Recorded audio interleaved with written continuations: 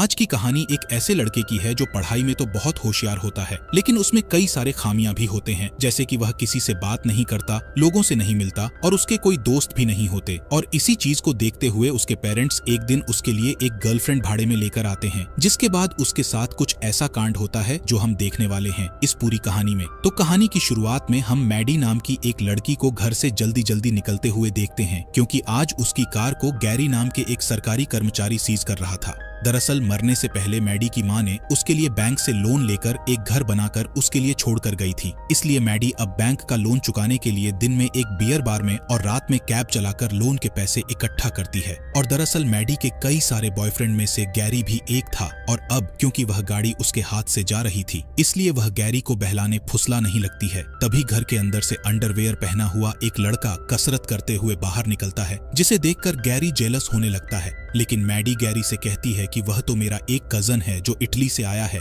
तभी वह लड़का मैडी के पास आकर उससे चिपकने लगता है, जिसे देखकर गैरी मैडी के बारे में सब कुछ समझ जाता है और मैडी की कार उठाकर वहां से चला जाता है। और अब क्योंकि मैडी के पास कार नहीं रही, इसलिए वह स्केटिंग करते हुए अपने काम पर निकलती है। वहीं गैरी रोड पर गाड़ी खाड़ी डीढ़ा करके एक दुकान में जाता है। तभी मैडी स्केटिंग करके जाते हुए रोड पर अपनी कार को देख लेती है। इसके बाद वहां जाकर टो ट्रक से अपनी कार उतारकर स्टार्ट करके भागने की कोशिश करने लगती है। लेकिन तभी हम देखते हैं कि मैडी ने टो ट्रक से रस्सी खोलना भूल गई थी, इसलिए कार आगे नहीं बढ़ पा रहा था। तभी गैरी दुकान के अंदर से सब देख लेता है और बाहर आकर कार को फिर से उठा लेता है और मैडी अपनी कार लेकर भागने में नाकामयाब हो जाती है। अब आगे हम देखते हैं कि मैडी अपनी दोस्त सैरा और उसके पति जिम के पास जाकर उन्हें सब कुछ सुनाती है और कहती है कि अब मैं गाड़ी के बिना बैंक का लोन कैसे चाहूंगी। तभी सैरा उसके लिए एक सेकंड हैंड गाड़ी ढूंढती है, लेकिन मैडी कहती है कि मैं पहले भी बहुत सारी गाड़ियां देख चुकी हूं, मेरी ख्याल से वहां पर उतना अच्छा कार नहीं मिलेगी। इसी बीच सैरा की नजर एक एड पर पड़ती है, जिसमें एक अमीर पेरेंट्स को अपने 19 साल के बेटे के लिए 20 से 25 साल की उम्र की एक गर्लफ्रेंड चाहिए, क्योंकि वह लड़का बहुत शर्मीला है और सोशलाइज होने में घबराता है और आज तक उसकी कोई भी गर्लफ्रेंड नहीं बनी। और इस काम के लिए वह अमीर परिवार उस लड़की को एक शानदार कार गिफ्ट में देंगे। लेकिन अब क्योंकि मैडी की उम्र उस लड़के से काफी ज्यादा थी, इसलिए वह अपने दोस्तों से इस बारे में डिस्कस करती है और इनसे सलाह लेकर वहां पर जाने का डिसाइड कर लेती है। उसके बाद हम देखते हैं कि मैडी स्केटिंग करते हुए बहुत मुश्किलों से उस अमीर परिवार के घर पहुंच जाती है और उस लड़के के माँ बाप से मिलती है, जहाँ पर वह कहते हैं कि हमारा बेटा 19 साल का है और पढ़ाई में बहुत होशियार भी है, लेकिन प्रॉब्लम यह है कि वह घर से कहीं नहीं निकलता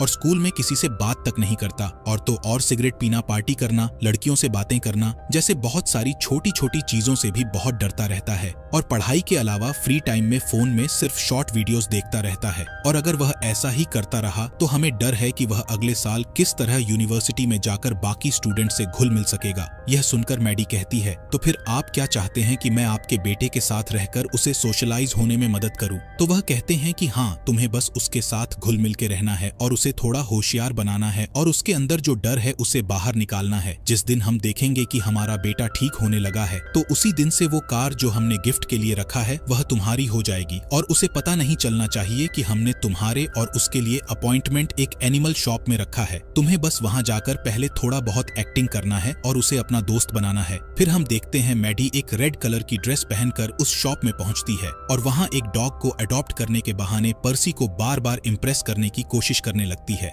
लेकिन पर्सी उसकी बातों में नहीं आता। उल्टा वह अंदर ही अंदर घबराने लगता है। फिर मैडी उसे कहती है कि क्यों ना आज मैं तुम्हें तुम्हारे घर ड्रॉप कर दूं, तो पर्सी उसके साथ जाने के लिए तैयार नहीं होता, पर मैडी थोड़ा इंसिस्ट करके उसके साइकिल को उठाकर अपने वैन में चढ़ा देती है। इसके बाद पर्सी के पास कोई रास्ता नहीं बचता और वह चलने के लिए तैयार हो जाता है। इसके बाद हम देखते हैं कि वैन में मैडी मजाक मजाक में कहती है कि मैं तुम्हें किडनैप करके ले जा रही हूँ, और यह कहकर वह वैन को भी पर्सी के घर के बजाय अपने घर की तरफ मोड़ देती है। इसलिए पर्सी घबरा जाता है और गाड़ी बंद होते ही वह मैडी के मुंह पर पेपर स्प्रे मार देता है। जिसके बाद मैडी गाड़ी से उतरती है और कहती है कि मैं तो बस तुम्हारे साथ मजाक कर रही थी, अगर मैं तुम्हें किडनैप करती तो तुम्हें अपने घर क्यों ले आती। इसके बाद पर्सी समझ जाता है कि उसे मिस्टेक हुआ है तभी वह बगीचे में पानी डालने वाले पाइप से मैडी को एकदम नहला देता है और साथ ही साथ वह शाम को उसके साथ डेट पर जाने के लिए भी तैयार हो जाता है। फिर आगे हम देखते हैं कि शाम को मैडी क्लब में पर्सी का इंतजार कर रही होती है और कुछ ही देर में पर्सी भी क्लब में आ पहुंचता है, जिसे देखकर सभी लोग हंसने लग जाते हैं क्योंकि उसने ऊपर कोट पहनकर नीचे पेंट के बजाय एक निक्कर पहना हुआ था। लेकिन मैडी उसके इस अनोखे कला की तारीफ करती है, जिसके बाद उनके टेबल पर एक वेट्रेस आती है तो मैडी अपने लिए long ice tea on order करती है तो पर्सी अपने लिए एक पेप्सी लाने के लिए कहता है, लेकिन मैडी उसके ऑन ऑर्डर को कैंसिल करके उसके लिए भी एक लॉन्ग आइस टी ऑर्डर करती है और दोनों आइस टी पीते हुए बातें करने लगते हैं। पर इसी बीच वहाँ पर मैडी का एक एक्स बॉयफ्रेंड ट्रेविस आ जाता है और अपनी एंगेजमेंट की रिंग दिखाकर पर्सी के सामने उन दोनों के बारे में बताने लगता है कि कैसे मैडी ने उसे छोड़ दिया था। तो अब ट्रेविस के वहाँ से जाते ही मैडी पर्सी को लेकर एक बीच साइड पर पहुँचती है, पर 8 बजने के बाद यहाँ पर आना मना था और पर्सी को अच्छे से तैरना भी नहीं आता था। लेकिन मैडी पर्सी के कपड़े उतारने की बहुत कोशिश करती है, पर जब वह कपड़े नहीं उतारता तो वह खुद अपनी सारी कपड़े उतार कर पानी में चली जाती है। इसके बाद पर्सी भी अपने कपड़े उतारकर पानी में चला जाता है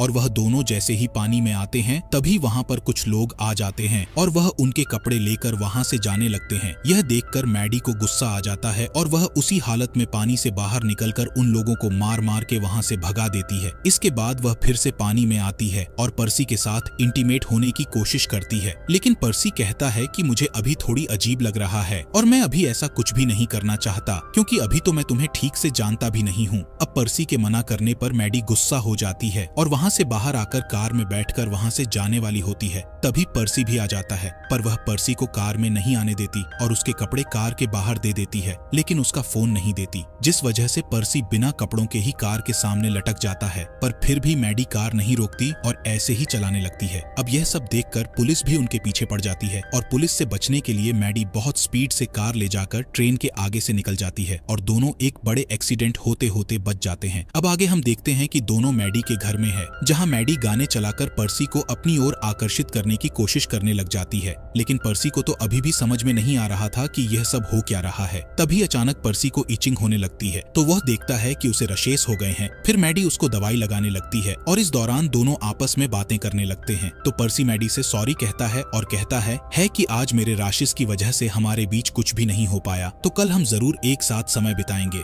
अब अगले दिन दोनों मिलते हैं और बहुत सारे अलग अलग जगह जाकर बहुत मस्ती करते हैं और एक दूसरे के साथ बहुत अच्छा टाइम स्पेंड करते हैं और एक जगह बैठकर दोनों एक दूसरे से बातें करने लगते हैं और बातों बातों में मैडी उसे अपने परिवार के बारे में बताती है कि कैसे उसके पापा ने उसको एक्सेप्ट नहीं किया और कुछ देर बातें करने के बाद दोनों आपस में किस करते हैं। फिर वहाँ पर दोनों पर्सी के एक दोस्त से भी मिलते हैं जिसका नाम जोड़ी होता है, तो वहाँ पर उनके बीच बहुत बातें होती है और जब पर्सी थोड़ा दूर रहता है तो जोड़ी मैडी से कहता है कि तुम यहाँ इसके साथ क्या कर रही हो, क्या तुम्हें बच्चे पसंद है। माना कि पर्सी के माँ बाप का बहुत पैसा है, लेकिन वह पैसा उसका नहीं है। वो लड़का एक सीधा साधा इंसान है और मैं तुम जैसी लड़कियों को बहुत अच्छी तरह से जानता हूँ। अगर तुम्हारी वजह से पर्सी को कुछ भी हुआ तो मैं तुम्हें नहीं छोड़ूंगा। अब अगले सीन में हम देखते हैं कि रात को दोनों बहुत सज धज कर एक साथ डिनर के लिए जाते हैं, जहाँ मैडी के बहुत कहने पर पर्सी पियानो प्ले करता है और गाना गाता है, जिसे सुनकर सभी लोग वहाँ पर इम्प्रेस हो जाते हैं और उसके लिए तालियां बजाते हैं। तभी पियानो बजाने के बाद वहाँ पर पर्सी की एक फ्रेंड आती है जिसका नाम है नेटली और वह कल के लिए पर्सी को एक पार्टी में इनवाइट करती है और कहती है कि मैं भी यूनिवर्सिटी जाने वाली हूँ तो बहुत मजा आने वाला है और वहाँ पर हम दोनों एक साथ ही जाएंगे। यह कहकर वह यहाँ से चली जाती है। अब उसके जाने के बाद पर्सी मैडी को बताता है कि नेटली बहुत अच्छी लड़की है, हम दोनों एक साथ ही चले जाएंगे और मैं अपना ड्राइविंग लाइसेंस भी बनवा रहा हूँ ताकि वीकेंड्स पर मैं खुद कार ड्राइव करके तुमसे मिलने आ सकूं। और यहाँ पर्सी को देखकर साफ पता चल रहा था कि पर्सी मैडी से अटैच हो रहा है और यह बात मैडी भी समझ रही थी। उसके बाद दोनों डिनर करके निकल जाते हैं और हम कार के अंदर का सीन देखते हैं जहाँ पर्सी शराब पीने लगता है और मैडी से कहता है कि मैं तुम्हारे लिए तैयार हूँ, मैं तुमसे बहुत प्यार करने लगा हूँ और अब मैं तुम्हारे साथ इंटीमेट होना चाहता हूँ। तो इस पर मैडी कहती है कि तुमने अभी ड्रिंक किया है और नशे की हालत में तुम पहली बार यह सब नहीं कर पाओगे, तो हम किसी और टाइम यह सब कर लेंगे। पर असल में मैडी को भी बुरा लग रहा था कि वह तो पर्सी के साथ एक एग्रीमेंट की वजह से है और पर्सी यह सब जानता भी नहीं, फिर भी वह उसके प्यार में सीरियस नर्वस हो रहा है। अब अगले दिन हम देखते हैं कि पर्सी अपने पेरेंट्स को बताता है कि अब मैं ड्राइविंग लाइसेंस बनवा रहा हूँ, जिसे सुनकर वह बहुत खुश होते हैं। लेकिन फिर पर्सी कहता है कि मेरी एक नई गर्लफ्रेंड है जिसका नाम मैडी है और मैं उसके साथ लॉन्ग डिस्टेंस में नहीं रहना चाहता, इसलिए अब मैं यूनिवर्सिटी नहीं जाऊंगा क्योंकि अब मैं बड़ा हो गया हूँ और अपने फैसले खुद ले सकता हूँ। उसके बाद हम देखते हैं कि पर्सी अपने डैड की कार में जाकर बैठ जाता है और उसके जाते ही उसके मॉम डैड मैडी को कॉल लगाते हैं और उसे कहते हैं कि हमारे बीच जो डील हुआ था जिसमें तुम्हें एक कार मिलेगी तो तुम अब वह कार ले जा सकती हो, बस पर्सी को यूनिवर्सिटी जाने के लिए मना लो। लेकिन उनके बीच की बातें पर्सी कार के ऑपरेटिंग सिस्टम की वजह से सुन लेता है और उसे बहुत बुरा लगता है और उसके समझ में आ जाता है कि मैडी के दिल में उसके लिए जो फीलिंगलेस वो नकली है। अब वो मैडी को घर बुलाता है और सब कुछ जानते हुए भी मैडी को अपने मॉम डैड से मिलवा है और खाना खाते हुए वहाँ मैडी की एज की बहुत मजाक बनाता है और फिर खाने के बीच में से उठकर वहाँ से चला आता है और अपने एक फ्रेंड की हेल्प से उस कार को ले जाकर तोड़ देता है। इसके बाद वह घर वापस आता है और अपने रूम में आकर मैडी के साथ इंटीमेट होने के लिए कहता है, जिससे मैडी भी मान जाती है। जिसके बाद वो मैडी को उसकी कार के बारे में बताता है कि तुम्हारे कार के ऊपर एक पेड़ गिर गया है, जिसे सुनते ही मैडी समझ जाती है कि पर्सी को सब कुछ पता लग चुका है। फिर पर्सी कहता है कि मुझे लगा तुम मुझे सच में पसंद करती हो, लेकिन वह तो बस मेरा ही पागलपन था। जिस पर मैडी कहती है, नहीं पर्सी, तुम गलत सोच रहे हो, मैं तुम्हें सच में पसंद करती हूँ और वह डील बस मैं अपना घर बचाने के लिए कर रही थी, लेकिन सच में मैं तुम्हें बहुत प्यार करती हूँ। लेकिन फिर भी पर्सी गुस्से में उसे वहाँ से जाने को बोल देता है। उसके बाद हम देखते हैं कि मैडी अपने घर चली जाती है और बहुत उदास रहने लगती है क्योंकि उसे लगता है कि उसने कहीं ना कहीं पर्सी के इमोशंस के साथ खेला है और इधर पर्सी भी अपनी पुरानी आदतों में चला जाता है जहाँ पर वह गेम्स खेलता है, शॉर्ट वीडियोस देखता रहता है। फिर एक दिन मैडी पर्सी से जाकर मिलती है और उसे मनाने की कोशिश करने लगती है और कहती है कि हमारी दोस्ती सच्ची थी और तुम्हारे लिए मेरे अंदर सच में फीलिंगलेस है, मैं हमेशा अपने आप को कोसती रहती हूँ। यह कहते हुए वह उसके पीछे पीछे जाने लगती है, लेकिन पर्सी फिर भी नहीं मान रहा था और वह अपनी कार में जाकर बैठ जाता है। पर मैडी उसका पीछा नहीं छोड़ती और उसके कार के आगे जाकर लटक जाती है और उसे बार बार मनाने की कोशिश करती है। तो पर्सी बोलता है कि मेरा तुमसे कोई लेना देना नहीं है, मैं तुमसे कोई बात नहीं करना चाहता। यह कहकर वह कार चलाने लगता है। तभी मैडी चिल्लाने लगती है और कहती है कि कार रोको, मुझे तुमसे बात करनी है। पर पर्सी कार नहीं रोकता और जाते जाते एक बीच के अंदर से होते हुए कार समुद्र में चला जाता है, जिससे मैडी पानी में गिर जाती है। इसके बाद पर्सी कार से उतरकर मैडी को पानी से निकालकर किनारे लेकर आता है और वहां आकर मैडी पर्सी को सॉरी बोलता है और इस बार पर्सी मान जाता है और मैडी को रोते हुए गले लगा लेता है। इसका मतलब उसने मैडी को माफ कर दिया है। अब अगले सीन में हम देखते हैं कि पर्सी यूनिवर्सिटी जाने के लिए अपने लगेज लेकर तैयार हो जाता है और अपने पेरेंट को बाय कहकर घर से निकल जाता है और बाहर आकर देखता है कि मैडी उसके सामने खड़ी है,